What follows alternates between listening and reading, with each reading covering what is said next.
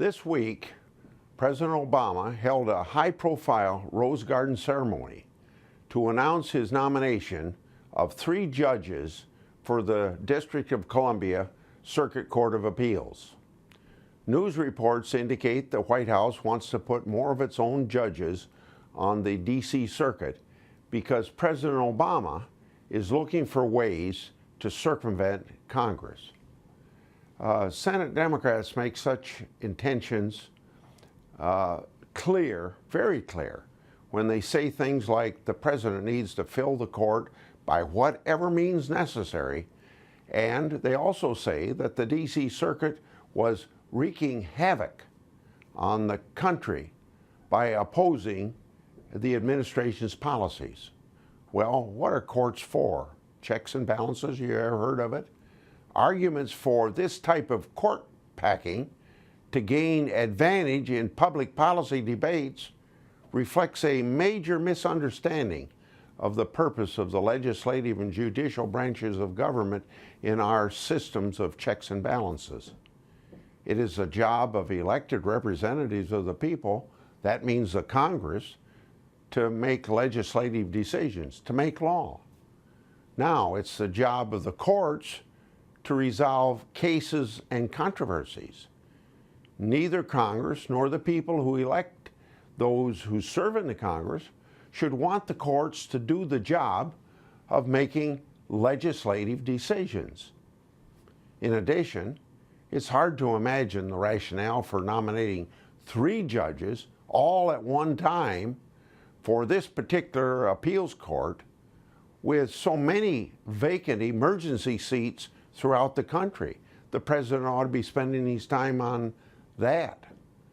That is, unless your goal of the White House is to pack the court to advance a really certain policy agenda that maybe checks and balances, they don't want to take a chance with checks and balances. The D.C. Circuit ranks either last or almost last in many categories of measuring workload. So why more judges there? There were nearly 200 fewer appeals filed in the D.C. Circuit in 2012 than there was in the year 2005. In fact, the number of cases that each active judge handles is nearly the same today as it was in 2005, despite 2 fewer judges. I've introduced legislation to reallocate these judgeships based on workload and to use taxpayers' resources wisely. My approach to this is nonpartisan. In fact, if you look at the legislative record, it will show you that I twice introduced legislation to eliminate a seat on the D.C. Circuit during the Bush administration, and I'm a Republican, and so I was taking on the Bush administration.